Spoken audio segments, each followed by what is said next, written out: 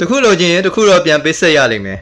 နေမာဂျူနီယာရဲ့ဘောလုံးသမားဘဝတစ်လျှောက်မှာသူ့ကိုအဓိကအခက်တွေ့စေခဲ့တာကဒဏ်ရာပြဿနာတွေပါပဲပြိုင်မဲ့ကစားသမားတွေရဲ့အဓိကပြစ်မှတ်ထားခံရတဲ့ကစားသမားဖြစ်တဲ့အပြင်သူကိုယ်တိုင်ကလည်းစ조사အားထုတ်မှုအားနည်းခဲ့တာကြောင့်မကြာခဏဒဏ်ရာရနေတတ်ပါတယ်။ Sorry မြေမှာဒဏ်ရာပြဿနာတွေနဲ့ရောဂါခဲ့ရပြီးနောက်ပြီးခဲ့တဲ့ဇန်နဝါရီမှာအဟီလန်နဲ့လက်ဝဲခဲ့ပြီးနေမာဟာငယ်ဘဝကလပ်ဆန်တိုစီပြောင်းရွှေ့ခဲ့ပါတယ်။သူဟာဆန်တိုရောက်ကစားမှာခြေစမ်းကောင်းစီပြတ်တက်နေခဲ့တာကြောင့်ဘရာဇီးရဲ့အစဉ်အတင်းမှာပြန်ရွေးချယ်ခံခဲ့ရပါတယ်။ဒါပေမဲ့ကြောင်ကြကြရင်မုန်းနိုင်မှုဆိုတဲ့အတိုင်းနေမာဟာဒဏ်ရာရသွားခဲ့ပြီးဘရာဇီးရဲ့ကမ္ဘာဖလားခြေစစ်ပွဲတွေမှာပေါအောင်ခွင့်မရခဲ့ပါဘူး။သူရီမှန်းထားတဲ့အတိုင်း2026ကမ္ဘာဖလားပြိုင်ပွဲမှာပေါအောင်ခွင့်ရဖို့ဆိုရင်ဘရာဇီးစူပါစတာဟာဒီတက်ပိုပြီးကြန့်ခိုင်ဖို့လိုအပ်ပါတယ်။ဒါကြောင့်ဘရာဇီးကန်ဝင်ရိုနယ်ဒိုကြီးကတော့နေမာကိုတခုလိုချင်တခုပြန်ပေးဆက်ရမယ်ဆိုပြီးတတိပေးလာခဲ့ပါတယ်။နေမာကလာမယ့်ကမ္ဘာဖလားပြိုင်ပွဲမှာပေါအောင်ခွင့်ရမယ်လို့ကျွန်တော်ယုံကြည်ပါတယ်။နေမာမှာအဟောစရာကောင်းတဲ့အရေးချင်းတွေရှိပေမဲ့တခုခုတော့သတိရပါလိမ့်မယ်။ကမ္ဘာဖလားပြိုင်ပွဲမှာသူပေါအောင်ခွင့်ရမလားဆိုတာတော့သူ့အပေါ်ပဲမူတည်ပါတယ်။ကမ္ဘာဖလားမှာပေါအောင်ခွင့်ရဖို့အပျော်ပါးတဲ့ဆွန့်လိုက်တာကထိုက်တန်တဲ့ပေးဆက်မှုပါ။ကမ္ဘာဖလားပြိုင်ပွဲကတစ်နှစ်ပဲလိုပါတော့တယ်။သူတာပြိုင်ပွဲမှာခြေစမ်းပြနိုင်ရဲ့ဘရာဇီးတဲ့အခွင့်အရေးကောင်းတစ်ခုပါပဲ။ဒါပေမဲ့တခုလိုချင်တခုတော့ပြန်ပေးဆက်ရပါလိမ့်မယ်။သူကောင်းကောင်းအိတ်ကောင်းကောင်းစားကောင်းကောင်းလေ့ကျင့်ဖို့လိုပါလိမ့်မယ်။ပါတီကြိုက်တဲ့အပျော်ပါးမှတ်တဲ့စ조사မှုအားနည်းတယ်ဆိုပြီးမကြာခဏဝေဖန်ခံရတဲ့နေမှာဟာ